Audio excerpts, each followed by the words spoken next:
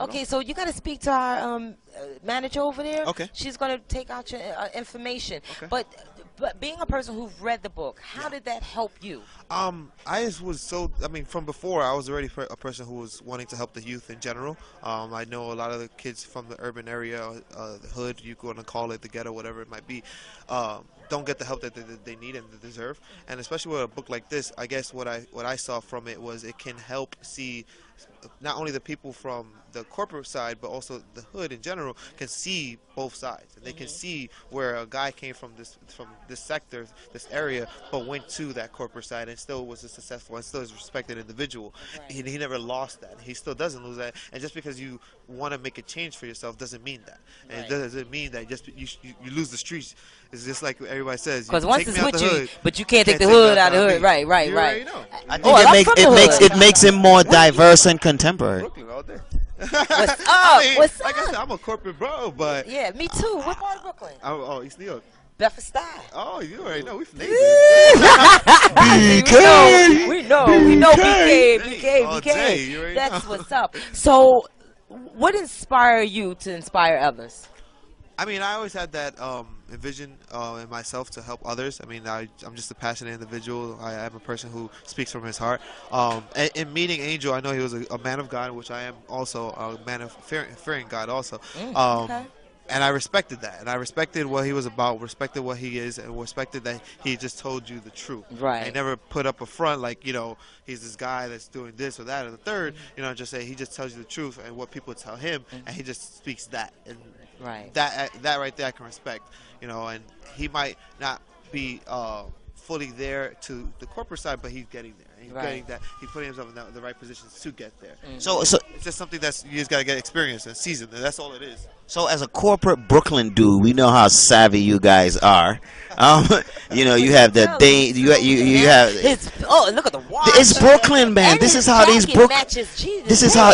these Brooklyn dudes are. But listen to this. I mean, being that you're a corporate dude, I mean, the opportunity, I mean, the outpouring is tremendous. Like, have you all translate this into, like, financial success as well? Because we all know we want to inspire, but if there's something out there that someone wants, are you a part of the team to take this and make this like we're angels on a speaking tour all across the country? You look like you're the team manager or something. What's going on with that? Well, currently, me and Angel are talking potentially for me to become his manager. I am currently overloaded a little bit, but with the individual that is of his caliber and of his heart, I don't mind helping, providing resources at least. And in that capacity, when he does need me, there, hey, I'll be glad to be there. But as of right now, providing him with the resources, I believe that I will, and I believe that I will help him get to that next platform, especially because of how passionate I feel about it. Well, that's awesome to know. That is get your name and your number, because I'm looking to reach that platform too. Give it to our. This is the Urban Forum platform. We're looking to take this show on the road. You know, Urban Forum is one of the hottest, fastest growing shows, so you don't want to miss that either. So we appreciate you being on Urban Forum. It's nice meeting you. Pleasure both of you guys. Tell people who you are and where they could find you and what service you offer and how much money you can make them. Well, my name is Franklin Mena. I work for Buzz Builder BMC. You can find me at Facebook at Frank Mena, or you can email me at frank.buzzbuilder@gmail.com. I can make you whatever money you're looking to make. More importantly, it's not about how much I can make you, it's about how much you're looking to make. So it's up to you how much you want to make. That's how much I can make you. Well, you definitely got to stay in That's contact. exactly what I said. You know, the right jargon knows exactly what to say. Yes, very eloquent when you speak. Still nice suit, watch banging. Brooklyn, you know we down, right? So he's like, yo, it's Saturday. I can take off the tie, but it's still the same thing, though. Yeah. We appreciate you being on the show once again. Thank you so much. Yo, this is Urban Forum Radio Talk Show. We're going to take a break. We're going to be back with the star of the show, which is Angel and his wife. Stay tuned. We'll be right back. Keep it locked on Chill Lover Radio. Keep it locked on Chill Lover Radio. Crank it up and piss off the neighbors. You got your radio locked on to the hottest station. We want to welcome you back to the Urban Forum on Chill Lover Radio, and we have the man of the hour right now, Mr. Angel Huertas, and I mean, it's just amazing. Like, I've never met the man before, and I feel such positive energy. People from different demographics showing him love. By the way, he's with his, what makes his other half that makes him the best. If I may address this, my wife of 26 years, baby. All right, this is my diamond. This is the love of my life right here. You know, so we definitely want to shout out to her, Guadalupe. The dopest name. Yeah, a.k.a. Smurf, you know. Loving it. She's in the book as a.k.a. Smurf, so this is my baby, and this is how we do, you know. The love is real, the respect is there, and I wanted her to be a part of this. I wanted her to, you know, be next to me in my first book signing, you know, signing my books, man. This is your first book signing? It's my first major book signing event, yes. Yeah, what did you think of it? Man, I've never been involved in a book signing of this magnitude before, and I'm not even going to lie, you know, and it's like the energy that I felt from I just kept looking back there because I'm like, yo, this is a celebrity back here, like, and not only just a celebrity in the sense of the word, but the inspiration that I felt and all the love, like, from all the people that worked with you. Everybody had one common theme that they all said about you. Organic, meaning the story is real, and that you're good people. And I talked to Smiley, and you know, Smiley was just such a kind, and she was in the book. And from there, I started talking about, yo, y'all need to have a movie. So, well, Rise to Grace is actually being reviewed by Hollywood. I'm going to make an announcement at the after party. We're going to be at Studio 21 celebrating this book signing event, and I might as well share it with you guys right now, but they are going to make a movie about Rise to Grace, you know, so this is really, really big. And again, we're trying to save kids. We want those kids that are trying to, those kids that are thinking about joining gangs, those kids that are, thinking about joining gangs, selling drugs. We're trying to target those kids. I want those kids to see, you know, the real life of the streets. You know, I feel like it's my job to you know, to show them and guide them, you know, because right now they're lost. There's a lot of kids that get caught up in the glamour of selling drugs, but they don't know the truth. You know, they don't know that their man right next to them will get them, you know. I mean, how many times you had a beautiful woman and your boy, you know, went behind your back and tried to get it, you know, or they try, but I still keep my woman. I'm here, yeah, that's what I'm talking about. As you can see, 26 years later, she ain't going nowhere. Exactly, and that's what it's about, because you're secure within yourself, and that's exactly what everyone says. You're good people, you always, like, inspiring people, and you always keep it real, you always keep it organic, and everybody from every demographic has said the same thing, and even people from different walks of life who might not walked in that same shoe as you, they said that, you know, they're using your story to pass it on to their children and their family as a preventive measure, like you said. A lot of people, you know, especially we had a lot of corporate America in here today, and they've never met a man like me. And in fact, I've worked with these people for, you know, 16, 17 years, and I just put the book in their hands like a year ago, and they're like blown away, like, you know, like, oh my God, I can't believe I met a guy like you, you know, like these, you know. That's exactly what they sat here and said. You know, and it's like I blow them away. I blow them away because it's real. It's truth. I keep it 100. You know, I don't hold anything back. Again, I want the streets to know the truth. I want those kids to know the truth. It's important that we put the message out there, you know, and guide them on the right track.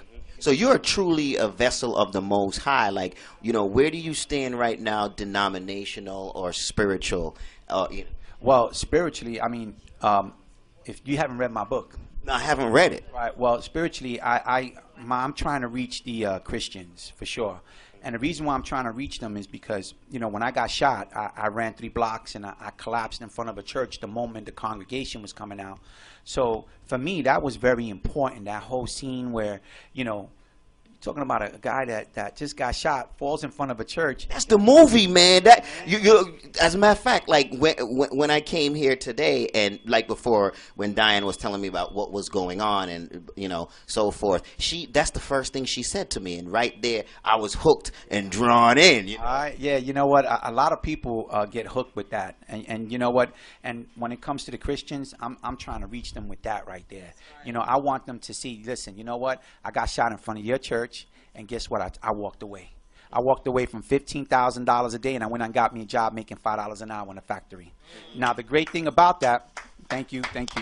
The great thing about that is that I'm still in the same industry. And today I'm my company's #1 salesman. I see that because your co-workers and all the people you worked with over the years, they not only are they raving about your artistic endeavor, your true organic artistic endeavor, but they also rave of how great of a businessman and a worker you are. Yeah, that took a lot of work. that took a lot of work. That wasn't easy, but they accepted me. Especially after I gave them the introduction to my book, they accepted me, and in fact, I got people from the corporate world talking about, hey, can you come and talk to my kid? My kid is not doing good. He's bad, and I think you need to talk to him. And I'll go down and I'll talk and I'll save them. I'll save them. I'll show them my scars and they run away. But what better way, as we approach life, all the things that you've been through, to you've worked, you paid your dues, you've worked so hard, and now you're gonna be a millionaire. You know what I mean? When I say that, I mean it kind of figuratively. That you're gonna have a lot of influence, and your life is definitely gonna be that from hence on one of ministry. All right, so I didn't write the book to make millions of dollars. Okay. I wrote the book, in all honesty, I wrote the book to save lives, to reach those kids that are trying to, again, those bad kids. My intention, when I first wrote the book and it was published, I said, okay, now I'm going to go out and I'm going to give it to kids. I'm going to give it to them and spread the word. Before you know it, it was like a disease. It was getting everywhere. Everybody was picking it up. Of course, we had you on the forum before. Yes, and it was an honor to be there. And it was an honor to have you, Angel, because of our stories are so similar. And just thinking about it makes me want to cry. And I know that this is your day, and I want to tell you that you're such an inspiration to me. And the name of this book not only applies to your story and why you wrote it, but all of the people who've gone through the trenches and survived it, yes, that God has his hands on us. And I think, as you said earlier, it is only right for us to come back and give it some way. And I really appreciate being having this exclusive right. And I know it's about you, but I would like to ask your wife a question. Oh, you know what? She's hey, you know what? I'll sit over Thank you, here. babe. Thank you, babe. Come here, mama. Because it's you. Yes, you do. And you know why? Because we know that a good man, in order for him to have come up, not only to have God's grace on him, but he had to have a supportive woman by him. He had that. Yes. And I want to know, how has this been for you? Very exciting. I'm very happy for him. Very. Yeah, But it hasn't always been that way. And you've seen the before and you see the after. And the after. I know, but I guess now I'm digging into some feelings a little bit. I'm digging in some feelings right now, and I can feel it coming from you. I can feel, I want to know what the trip was like for you before, during, and after. Bad. Very bad. Okay. I mean, you know the life. Yes. You would know the life. So it was very hard. But always deep inside, I always knew there was something good about him. Even though he lived that life, and he was out there in the streets for days, hours, And not knowing where he was or what happened or whatever, you've decided to stick with him. Yes. And that's a strong woman. So I love Angel, but I love you. Because I know what that ride is like when you love somebody and, regardless of what they're out there doing or whatever. I could tell you a praying woman. Yes. And it took her prayer to get you where, it took some intervention. And I remember my grandmother telling me years ago, prayer, this is not for the moment. It's for a lifetime. So, it took that. And I love you guys both. I really do. Yes. I want to share with the world something right now, okay? For Lupe, she did